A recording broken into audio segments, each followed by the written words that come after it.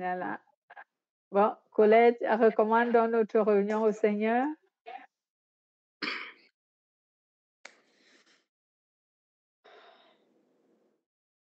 Seigneur Jésus, je veux te remercier pour nous permettre encore aujourd'hui de se réunir tous les trois. Ça, c'est à part de tous ceux qui écoutent et tous ceux qui vont l'entendre. Je te demande, Seigneur, de venir fortifier notre cœur, de nous apporter le discernement à travers tout ce qu'on va entendre, de nous remplir de ton Esprit Saint afin que nous puissions comprendre, comprendre la parole et la mettre en pratique, mm, afin de faire ta volonté, ce que tu attends de chacun de nous ici-bas sur cette terre. Oui, que tout se passe pour ta plus grande gloire, Père éternel. Amen. Amen. Amen. Merci, Saint-Esprit, d'avoir inspiré notre sœur Colette à la prière. Que toute la gloire et la louange soient à toi, notre Dieu, au nom de Jésus-Christ. Amen. Nous parlons aujourd'hui d'un thème qui est intitulé « Le Christ a offert sa vie comme sacrifice pour les péchés des hommes ». Ce thème nous vient du livre de Hébreux, chapitre 9, versets 11 à 14. Qui voudrait nous faire la lecture, Frère Christian? Hébreux, chapitre 9, versets 11 à 14. Mais Christ est venu comme souverain sacrificateur des biens à venir. Il a traversé le tabernacle, plus grand et plus parfait, qui n'est pas construit de main d'homme, c'est-à-dire qui n'est pas de cette création.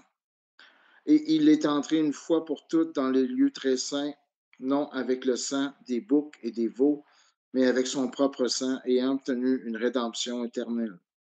Car si le sang des taureaux et des boucs et la cendre d'une vache répandue sur ceux qui sont souillés sanctifie et procure la pureté de la chair, combien plus le sang de Christ, qui par un esprit éternel s'est offert lui-même sans tache à Dieu, purifiera-t-il votre conscience des œuvres mortes, afin que vous serviez le Dieu vivant.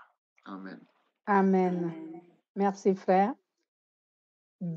Combien plus le sang du Christ, qui par l'Esprit éternel s'est offert lui-même sans tache à Dieu, purifiera-t-il notre conscience des œuvres mortes pour que nous servions le Dieu vivant. Bien-aimé, le Christ a offert sa vie comme sacrifice pour nos péchés, donc pour les péchés des hommes.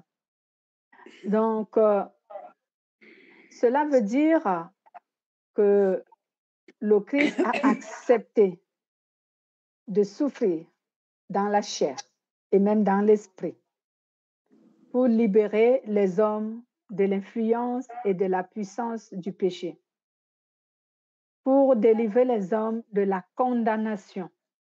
En fait, les hommes étaient condamnés après avoir péché. Ils étaient condamnés à quoi et comment? Ils étaient condamnés à mourir. Mourir de la mort spirituelle et de la mort naturelle. Parce que Dieu dit à l'homme, je crois bien, dans le livre de Genèse, chapitre 2, au verset 17, si je ne me trompe pas, Dieu dit aux hommes, vous ne consommerez pas le fruit de l'arbre qui est au milieu du jardin. Si vous le consommez, vous allez mourir. Vous pouvez lire Genèse. Mais tu ne mangeras pas de l'arbre de la connaissance du bien et du mal, car le jour où tu en mangeras, tu mourras. Dieu dit, le jour où tu en mangeras, tu mourras. Il s'agit de la mort spirituelle et de la mort naturelle. Donc, premièrement, Dieu dit, si l'être humain consomme le fruit de cet arbre qui donne la connaissance du bien et du mal, cela veut dire qu'il permet à l'être humain de discerner le bien du mal et le mal du bien, alors cette personne-là perdra la présence de Dieu. Cela veut dire que Dieu ne sera plus présent dans sa vie, ce qui veut dire la mort spirituelle, Et deuxièmement, il mourra physiquement. Cela veut dire que l'Esprit de Dieu sortira de son corps charnel, qui est la chair, qui est le corps naturel, la poussière, que nous transportons comme enveloppe charnelle, que nous appelons le corps. Donc l'Esprit de Dieu sortira de notre corps et alors physiquement, nous mourrons.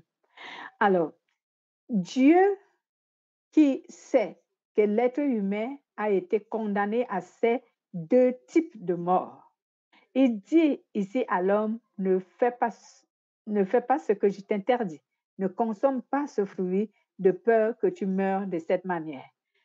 La première mort, c'est que je ne serai plus avec toi parce que tu te sépareras de moi à cause de ce péché. La deuxième mort, c'est que tu mourras physiquement parce que je vais retirer mon esprit de ton corps, mon esprit qui est le souffle de vie, et tu n'auras plus la vie naturelle.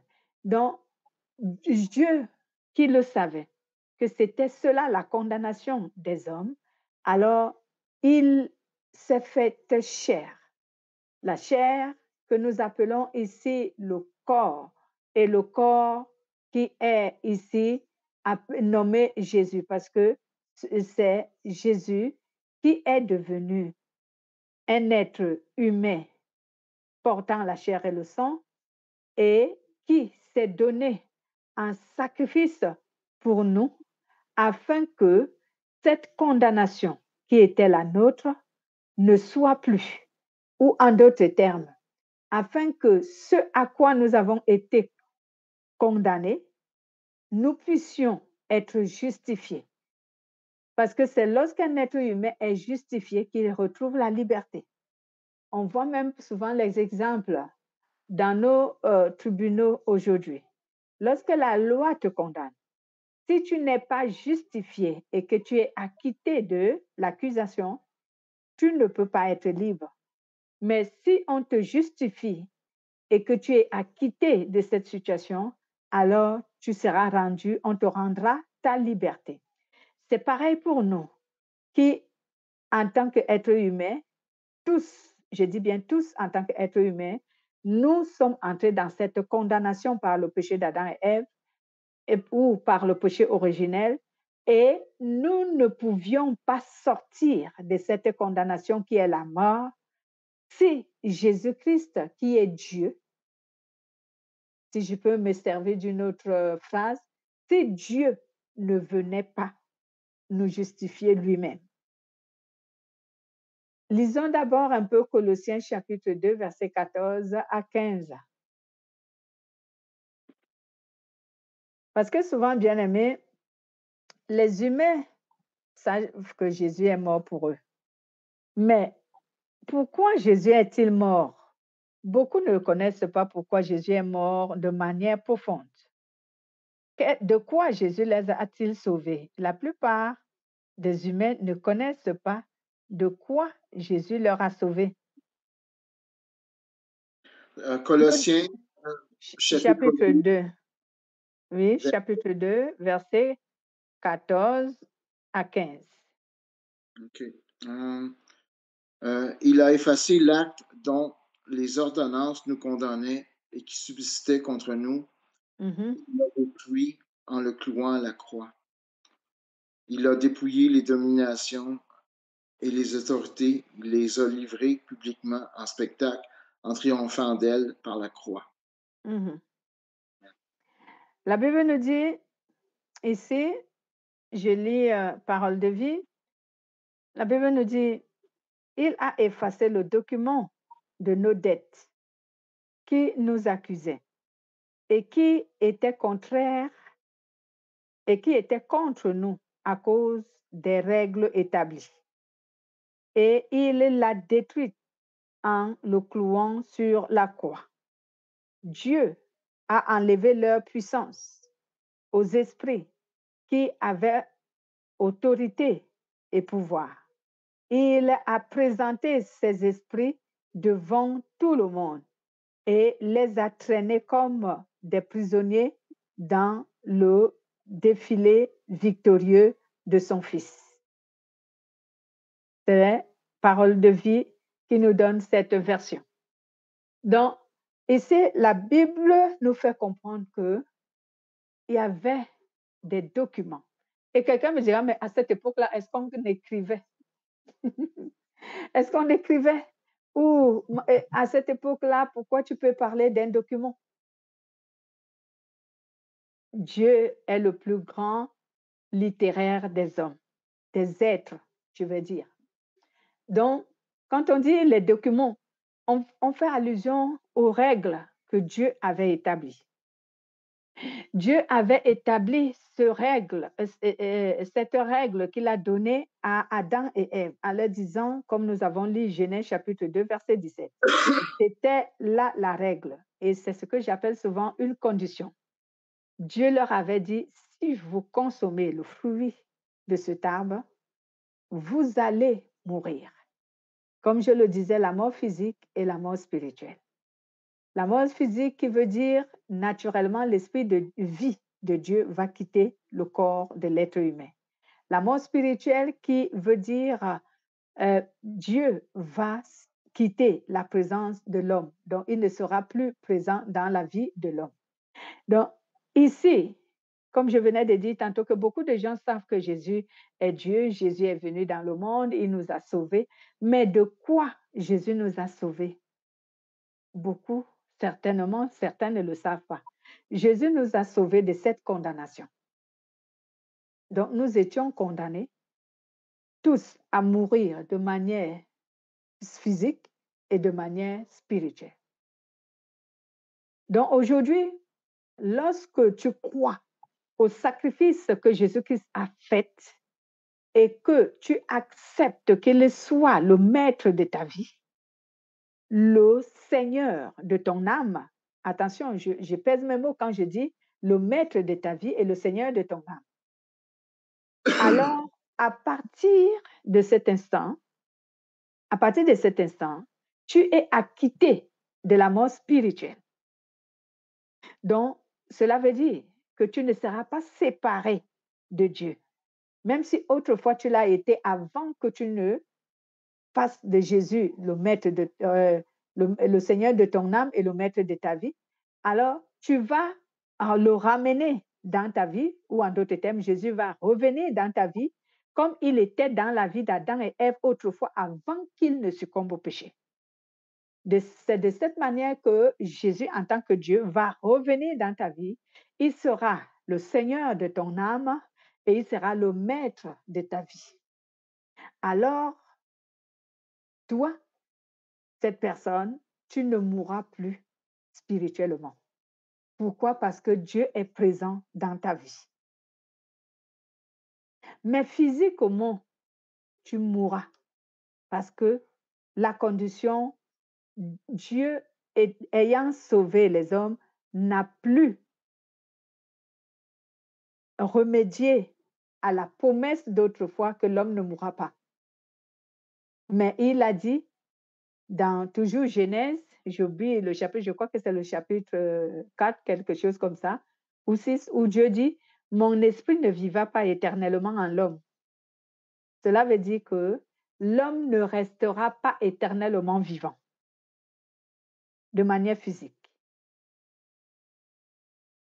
Donc, cette loi, Dieu ne l'a pas remédiée. Il n'est pas revenu sur cette loi. C'est pourquoi lorsque tu crois en Jésus-Christ, oui, tu ne mourras plus spirituellement parce que Dieu, tu retrouves Dieu dans ta vie, donc Dieu revient dans ta vie comme autrefois il était avec Adam et Ève avant leur péché. Dieu revient dans ta vie. Et ce Dieu qui revient dans ta vie, il revient dans ta vie par le Saint-Esprit que tu reçois.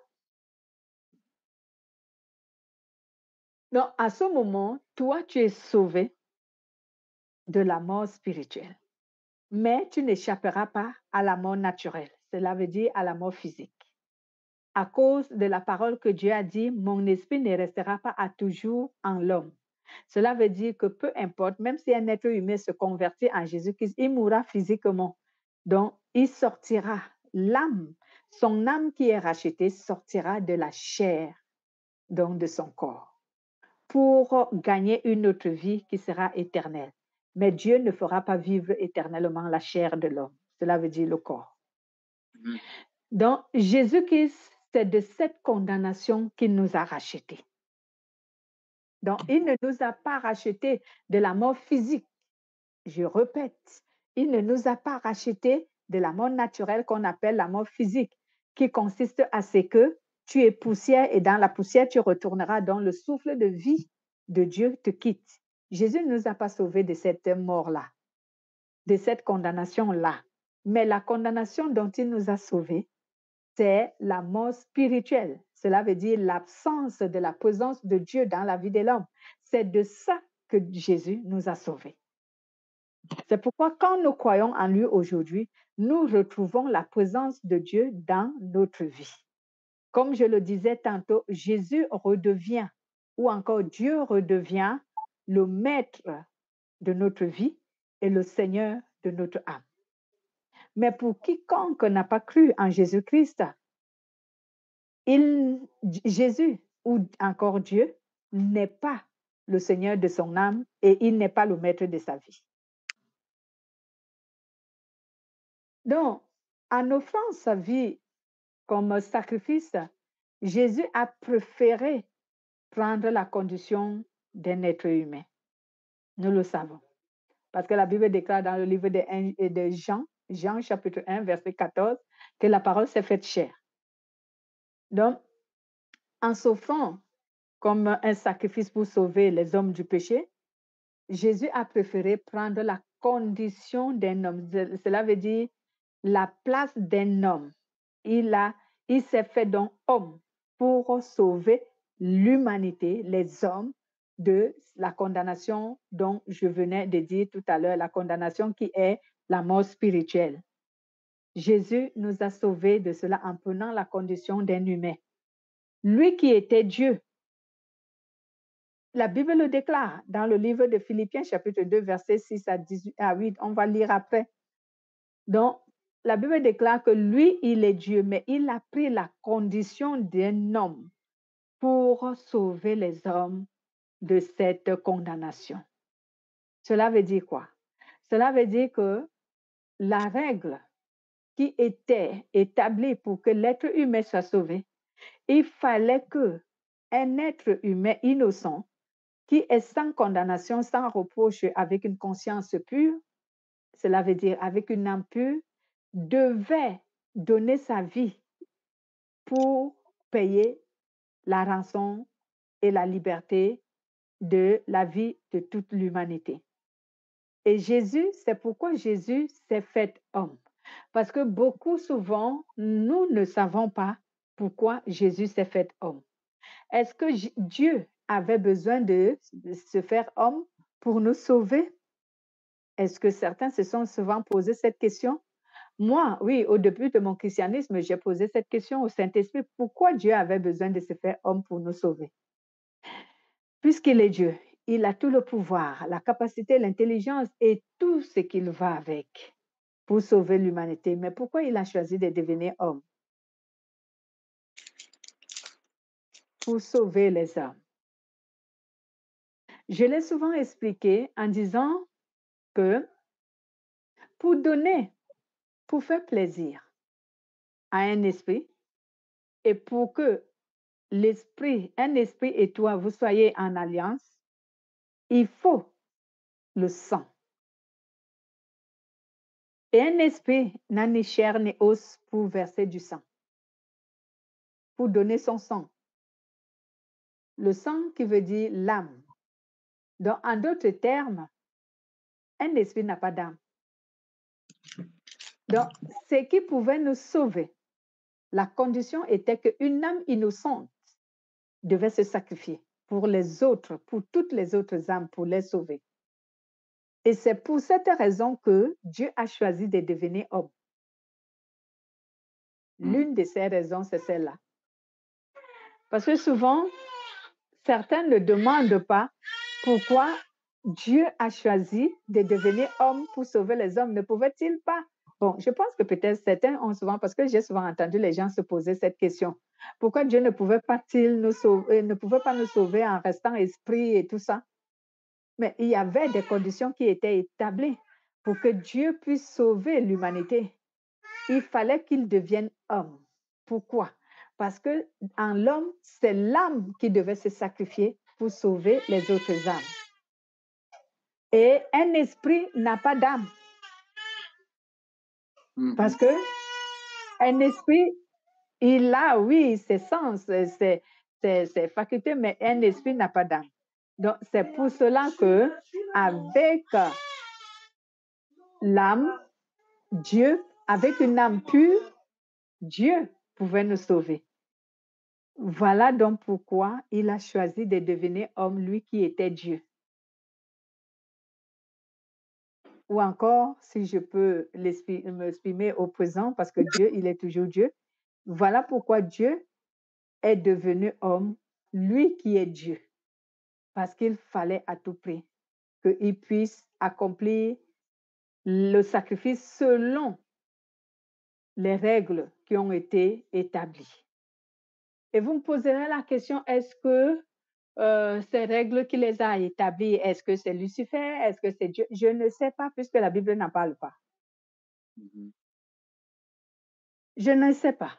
La Bible n'en parle pas. Qui a établi cette condition? Mais ce que je sais, c'est que souvent, Dieu établit des règles et des conditions que lui-même, il respecte. Donc, je pense qu'il est l'auteur de cette condition et de cette règle. C'est pourquoi lui-même, il a procédé tel qu'il avait établi en devenant homme, afin de se sacrifier sur la croix pour que les êtres humains soient sauvés. Et vous me direz, qu'est-ce que cela nous enseigne aujourd'hui? Qu'est-ce que cela a en rapport avec notre foi? On va le savoir tout à l'heure. Lisons d'abord Philippiens chapitre 2, versets 6 à 8. Philippiens chapitre 2, versets 6 à 8. Lequel, existant en forme de Dieu, n'a point regardé comme une proie à arracher d'être égal avec Dieu, mais s'est dépouillé lui-même en prenant une forme de serviteur, en devenant semblable aux hommes et ayant paru comme un simple homme. Il s'est humilié lui-même, se rendant obéissant jusqu'à la mort, même jusqu'à la mort de la croix. Amen. Même jusqu'à la mort de la croix. Je vais lire Parole de vie. Lui, il est égal de Dieu, parce qu'il est Dieu depuis toujours. Pourtant, cette égalité, il n'a pas cherché à la garder à tout prix pour lui. Mais tout ce qu'il avait, il l'a laissé. Il s'est fait serviteur et il est devenu comme des hommes, et tous, voyant que c'était bien un homme, il s'est fait plus petit encore.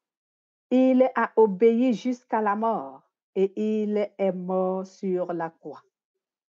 Donc, nous voyons combien Dieu lui-même s'est laissé réduire en une petite personne, en un être qui est insignifiant. Parce que c'est pas que je méprise l'être humain, puisque moi, je suis un être humain.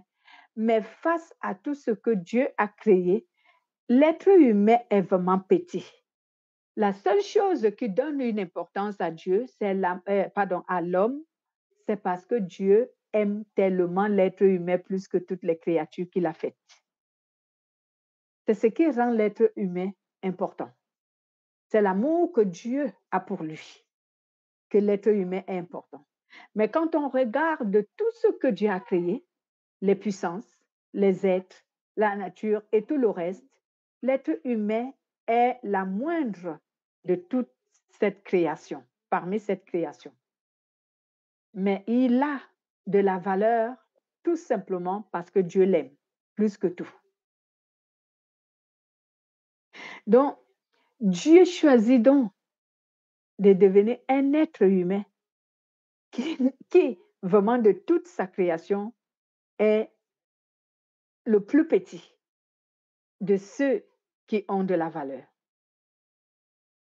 pour sauver l'être humain.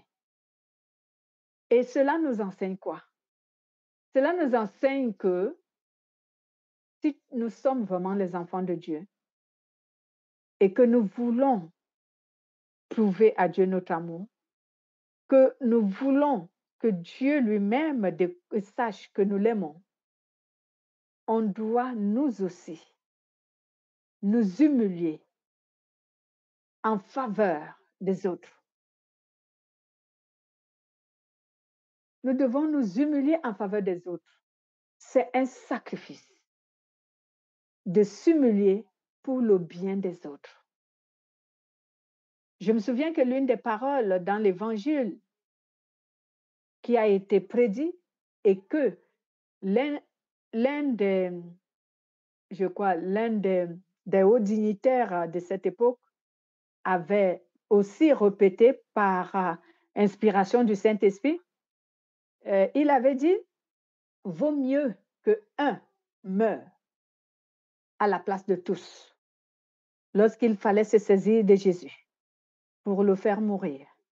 Parce que d'autres avaient décidé qu'il fallait arrêter tout le groupe de Jésus et les faire mourir, tous ceux qui croyaient en Jésus.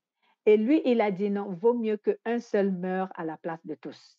Et cette parole a été dite quelques années avant que Dieu fera mourir son enfant pour racheter l'humanité de tout péché. Alors, nous aussi aujourd'hui, si nous disons être les enfants de Dieu, il ne suffit pas de confesser que tu es chrétien. Quel est le sacrifice que tu fais pour les autres? Mhm. Parce que on porte souvent des galons sur nous, on porte des titres sur nous, on se glorifie, on est chrétien, mais jamais on ne s'est donné, on ne s'est humilié, on ne s'est vraiment offerte pour que les autres puissent aussi être sauvés. C'est pour cela que j'ai souvent dit aux chrétiens que oui, la plupart seront sauvés, mais très peu seront récompensés. Oui, beaucoup seront sauvés, mais très peu ne recevront pas de récompense parce que beaucoup de chrétiens disent travailler pour Dieu. Mais quelle est leur intention? Ils travaillent pour quoi? Que veulent-ils en retour? Qu'attendent-ils de Dieu en retour lorsqu'ils disent qu'ils travaillent pour Dieu? Et même comment font-ils leur service pour Dieu? Jésus était Dieu, Jésus est Dieu. Et à cette époque, il était toujours Dieu. Mais il n'a pas cherché, c'est pourquoi j'ai lu Parole de vie pour dire exactement ce qui s'est passé. Parole de vie nous dit au verset 6, il nous dit, lui qui est égal à Dieu, parce qu'il est Dieu depuis toujours. Pourtant, cette égalité, il n'a pas cherché à la garder à tout prix pour lui. Aujourd'hui, nous les chrétiens, nous disons souvent, bon, moi je suis chrétien, je prêche la parole de Dieu, je chasse les démons, je délivre les gens, donc comment dire, je me sacrifie pour eux. Tu te sacrifies pour eux comment? Juste parce que tu t'élèves, tu te places au podium, au pupitre, tu enseignes la parole de Dieu, alors pour toi, tu te sacrifies? Ou parce que tu marches le long des rues pour évangéliser, c'est pour toi ça une manière de se sacrifier pour les autres? Le véritable sacrifice d'un enfant de Dieu, celui qui est vraiment un enfant de Dieu et qui se sacrifie pour les autres, c'est d'abord d'avoir le même sentiment que Jésus avait. Cela veut dire qu'il doit d'abord considérer tout autre humain comme étant supérieur à lui. Ça commence par là. Mhm.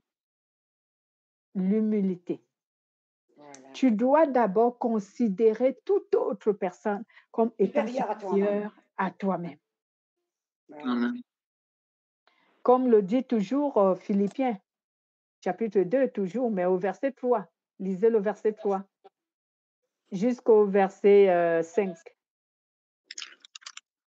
Ne faites rien par esprit de parti ou par vaine gloire, mais que l'humilité vous fasse regarder les autres comme étant au-dessus de vous-même. Que Mhm, chacun de vous, au lieu de considérer ses propres intérêts, considère aussi ceux des autres. mhm. Ayez en vous le sentiment qui était en Jésus-Christ. Amen. Amen.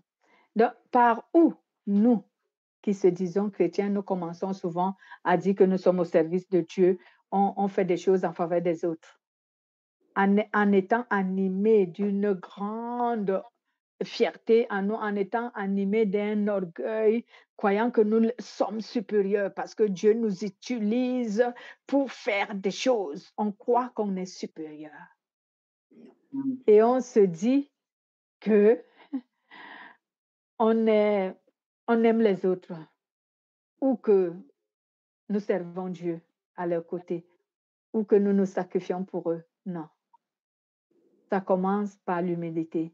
L'humilité. Quand vous êtes au milieu, quand Dieu vous a appelé à lui comme chrétien, comme son enfant, pour que vous soyez son disciple, ça commence par l'humilité de cœur.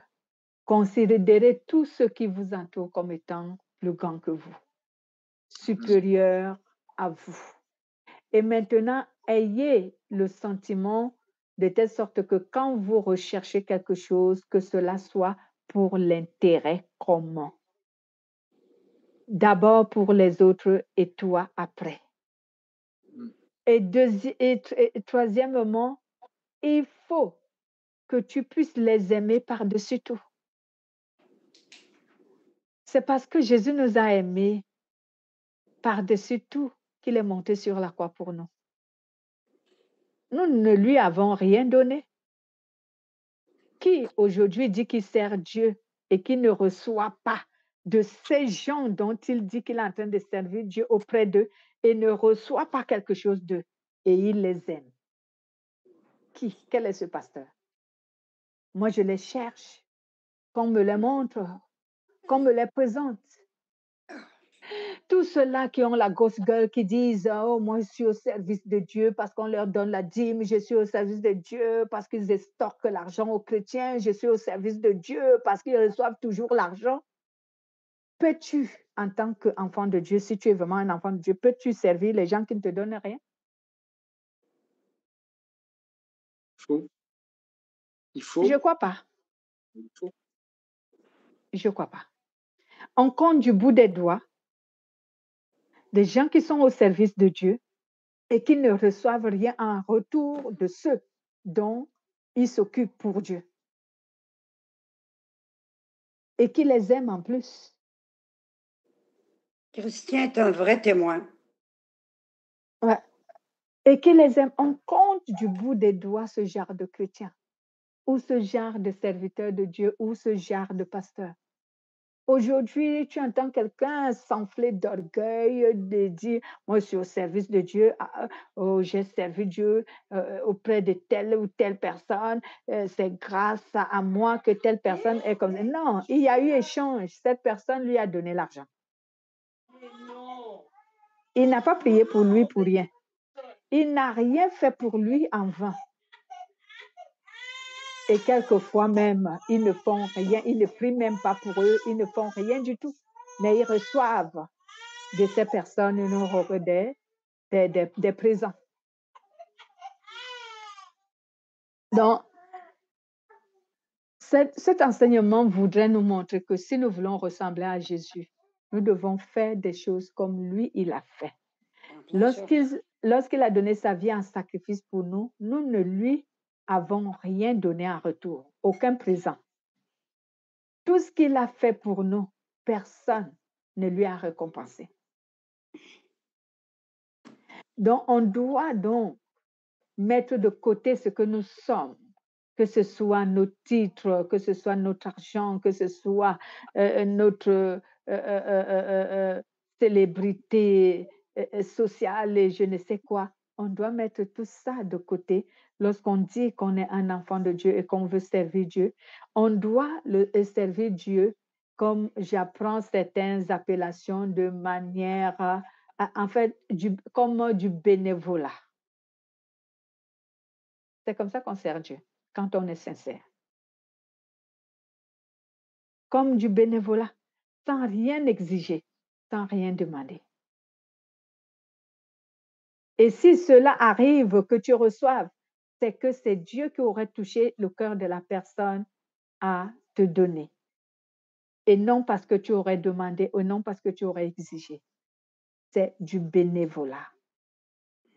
Servir Dieu, c'est du bénévolat. Ce n'est pas ce que je vois aujourd'hui. Parce que Jésus, lorsqu'il est monté sur la croix, il ne nous a rien exigé. Lorsqu'il s'est sacrifié pour nous, il a donné sa vie. Il ne nous a rien exigé en retour. Il l'a fait pour notre propre bien. Si je gagne la vie éternelle aujourd'hui, ce n'est pas en faveur de Jésus, c'est pour mon propre bien. Jésus s'en fiche que, que, que, que, que, que je gagne la vie éternelle ou pas, parce que lui, il n'a rien à perdre. Jésus n'a rien à perdre. Il est Dieu. Mais il est juste venu faire du bénévolat pour moi, pour que je sois sauvé, pour toi, pour que tu sois sauvé. Et il n'a rien exigé en retour. Donc, si j'obéis à Dieu, certaines personnes, et même moi, autrefois, quand je ne connais pas le Seigneur, et il arrivait que je murmure beaucoup. Je dis, bon, je n'obéis plus parce que Dieu ne me fait pas ci. Bon, mais quand le Saint-Esprit m'a appris que est-ce que tu sais que tu n'obéis pas pour Dieu? Tu obéis à la parole de Dieu pour ton propre bien, pas pour lui. Dieu n'a pas besoin de ton obéissance. C'est pour ton propre bien que tu dois obéir à Dieu. Dieu a les êtres qui lui sont soumis. Il y a les anges qui lui sont soumis, les 24 vieillards lui sont soumis, les 4 êtres vivants lui sont soumis, et même les démons lui sont soumis, ils tremblent devant sa face. Si tu obéis à Dieu, ce n'est pas pour Dieu que tu obéis et que tu lui obéis ou que tu obéis à sa parole, c'est pour ton propre bien. Alors, quand tu boudes que tu n'obéis pas, mais franchement, est-ce que tu sais ce que tu fais? C'est pour ton bien que tu obéis à Dieu. Lorsque j'ai su ces choses, j'ai dit, Seigneur, pardonne-moi de mon ignorance. Et tu as raison lorsque tu dis que mon peuple périt faute de connaissance. Amen. Donc, ce que nous faisons au nom de Dieu, même si nous devons servir Dieu, puisque c'est l'appellation que nous utilisons, on doit savoir que Dieu n'a pas besoin de serviteurs. Il a dit un jour, lorsqu'il entra à Jérusalem, et les chefs de cette contrée de Jérusalem ont commencé à lui dire, dis à tes serviteurs, dis aux gens de ces terres, ils font beaucoup de bruit. Pourquoi ils font beaucoup de bruit? Dis-leur de ces terres. Et Jésus leur a dit, si ils se taisent, même les pierres que tu vois sur la terre, là, ils vont se lever, ils vont commencer à adorer le Fils de l'homme. Donc, il voulait leur dire que si les hommes ne veulent pas m'adorer, j'ai beaucoup d'adorateurs. Je peux susciter des adorateurs sur tout ce que je veux. Entre nous, est-ce qu'une pierre a la bouche pour adorer Dieu? Mais Jésus a dit que si les hommes se taisent, même les pierres que vous voyez vont m'adorer.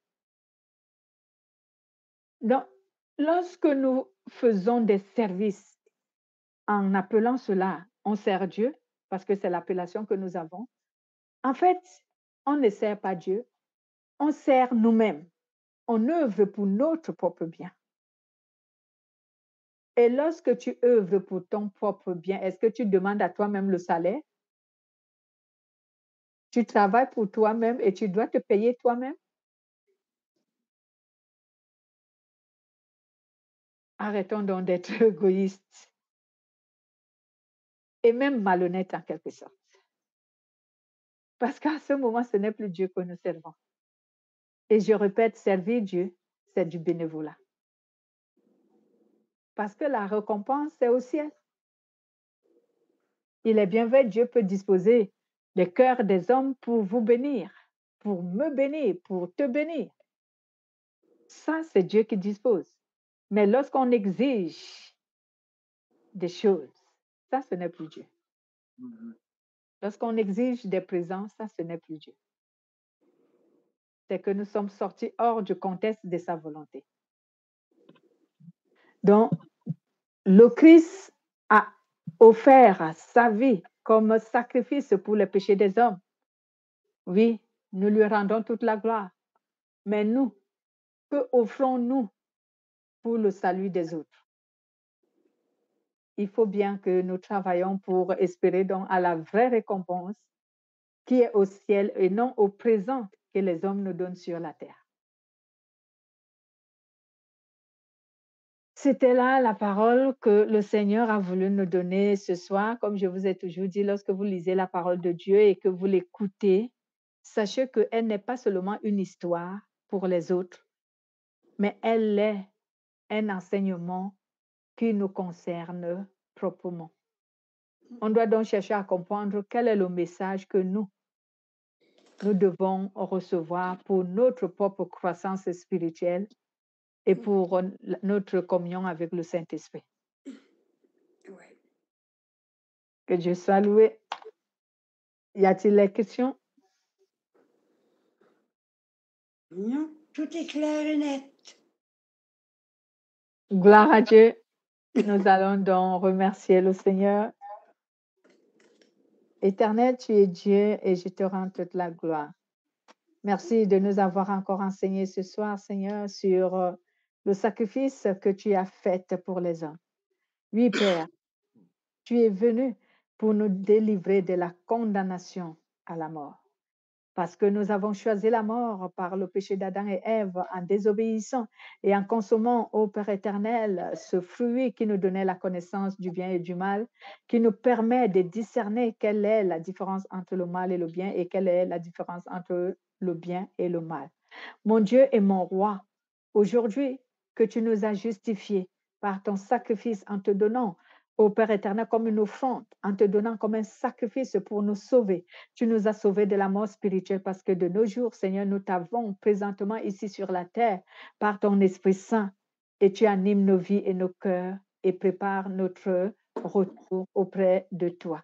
Afin que, en fin de compte, nous retrouvons la vie que nous avions avant auprès de toi comme Adam l'avait auprès de toi avant qu'il ne chute au péché, avant qu'il ne succombe à la tentation.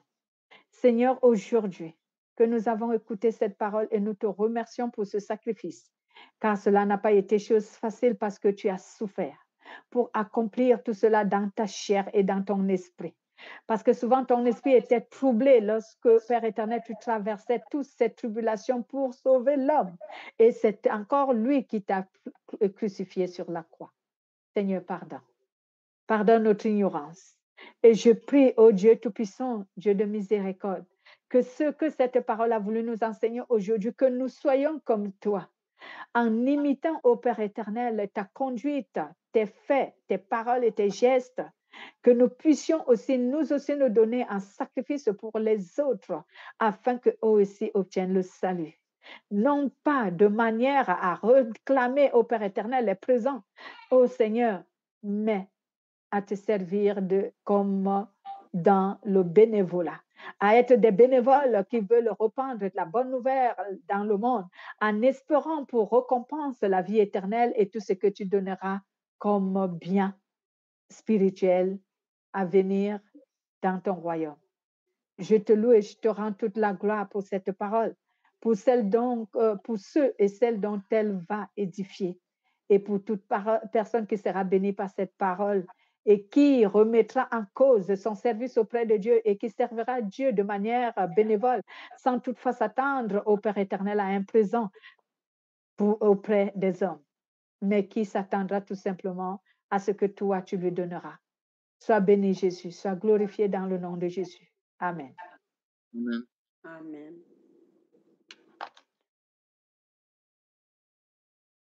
Amen.